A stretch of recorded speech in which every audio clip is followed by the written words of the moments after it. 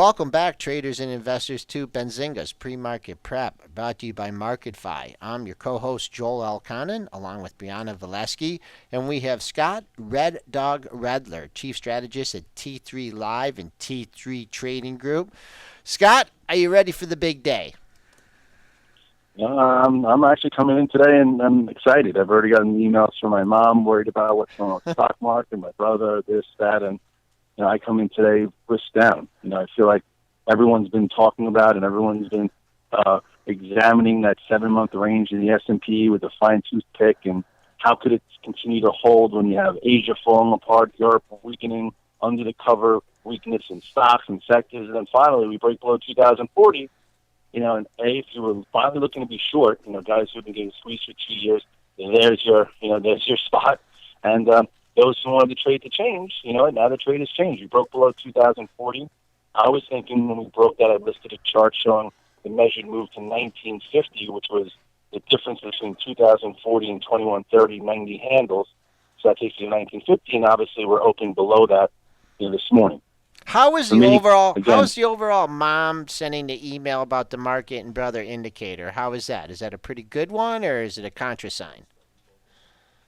No, I think it's a good one because, again, remember we were just talking about how there's no interest in the stock market anymore. Up there, no one wanted to put money to work, and then also people who've been shorting for a few years were scared to call tops because they've been annihilated if they traded real money, not just paper traded or wrote articles. So, this type of break will bring back attention to the market and volatility.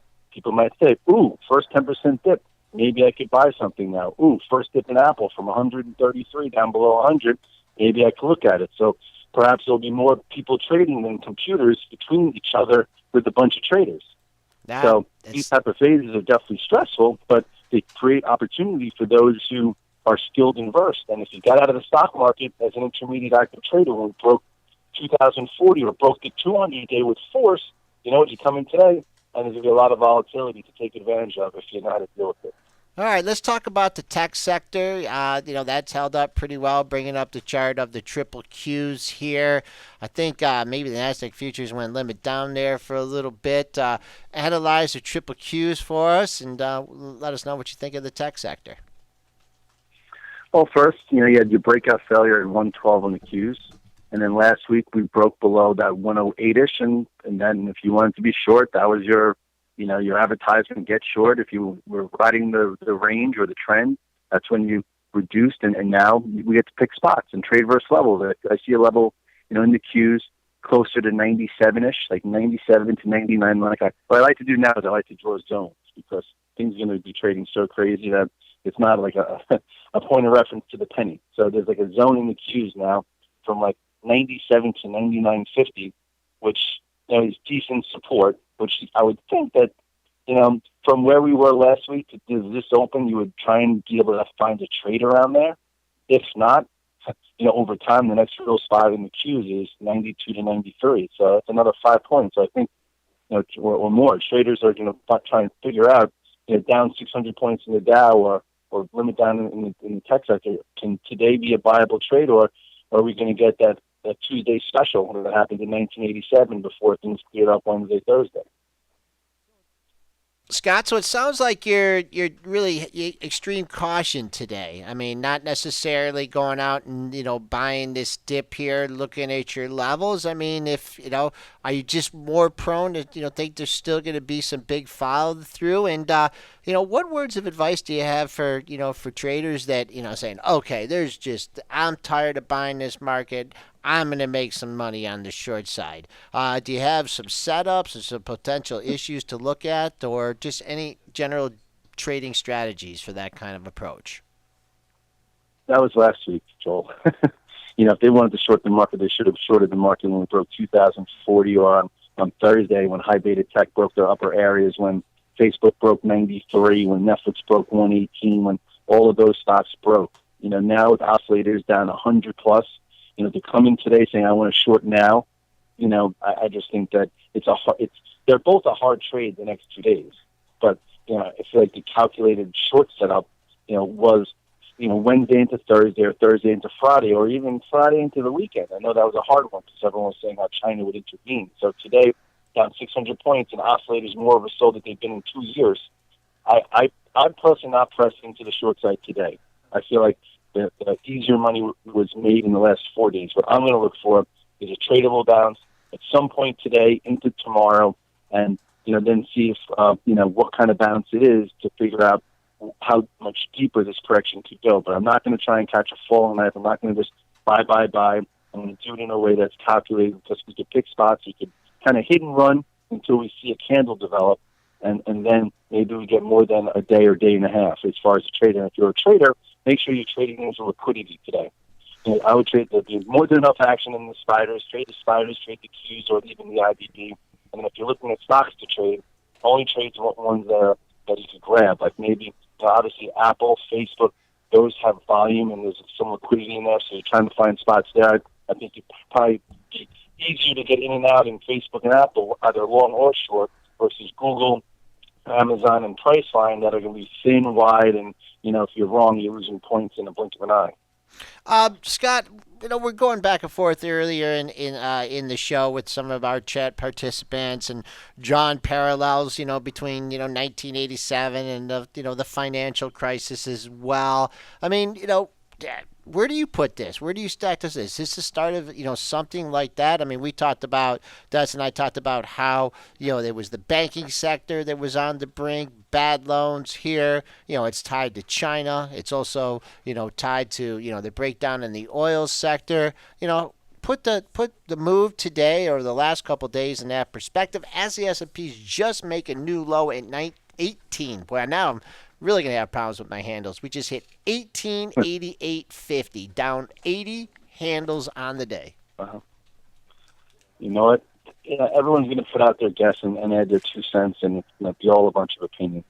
At this point, how many times have we talked about the 8, 21, 100, and 200-day moving average? When you're below the 200-day moving average, you do not have risk on. If you use that rule in the energy sector, in the XLE, you took it out of the XLE at 90.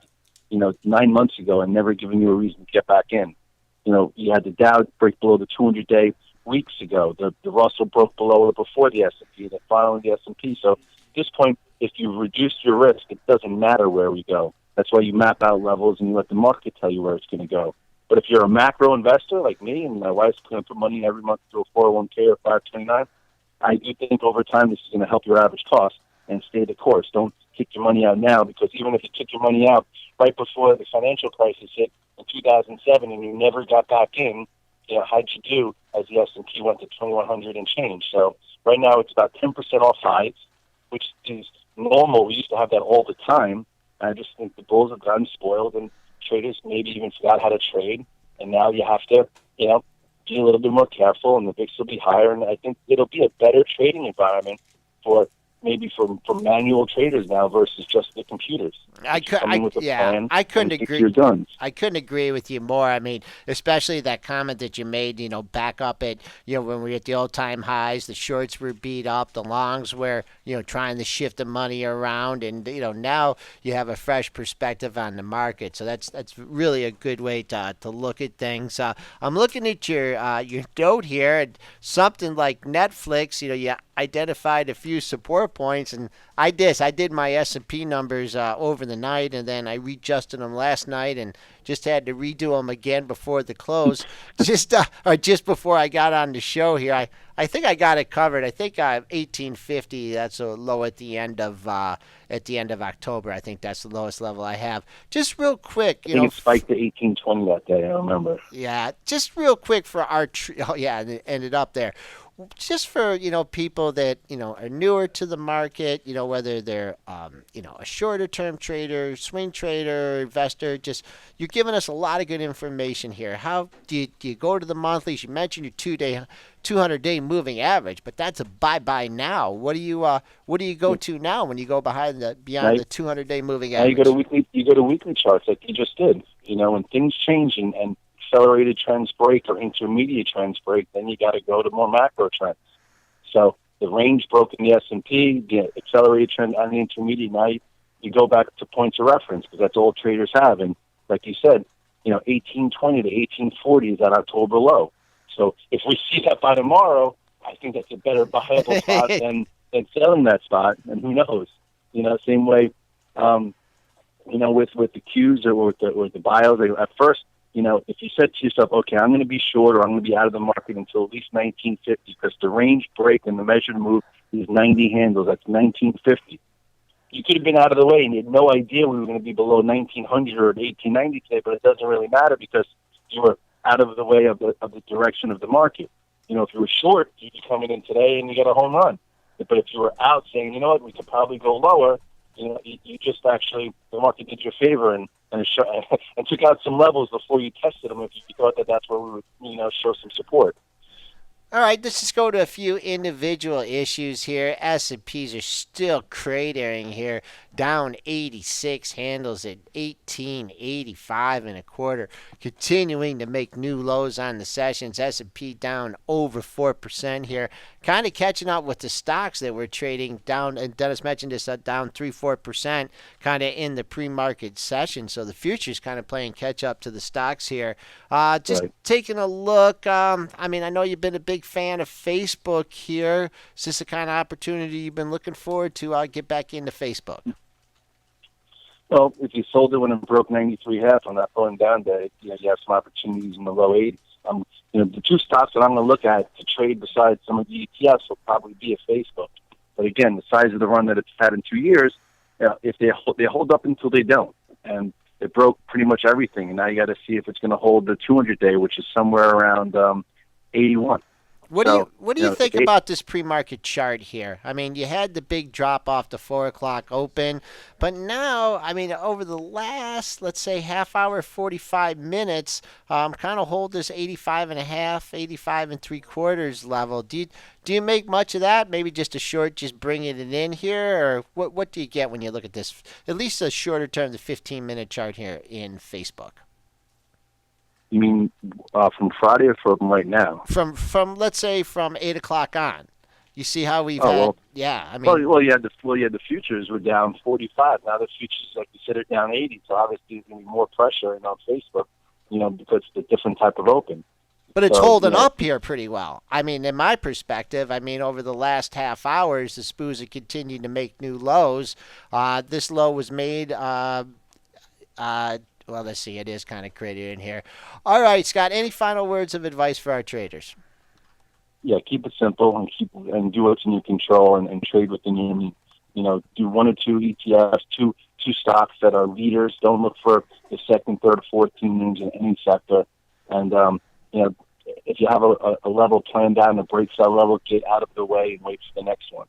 You don't know where it's going to go.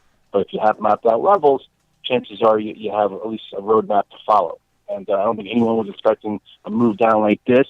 Figured maybe more weakness. So, it could go into tomorrow, it can go into next week, or we could reverse today. So have plan A, B, C in your head, but also just trade the size that you're comfortable with and have a level versus a level because paper cuts are fine if you get a gusher, put you out of business. Right, and good words of advice. Also, we mentioned that earlier in the show, trading a little bit smaller size because you're going to get. We just dropped another 10 points here. Scott, I I'll gotta let go, you Joe. I go. gotta get to I'll my let you desk and go. trade away. Good Okay. luck, guys. All right, we'll see ya.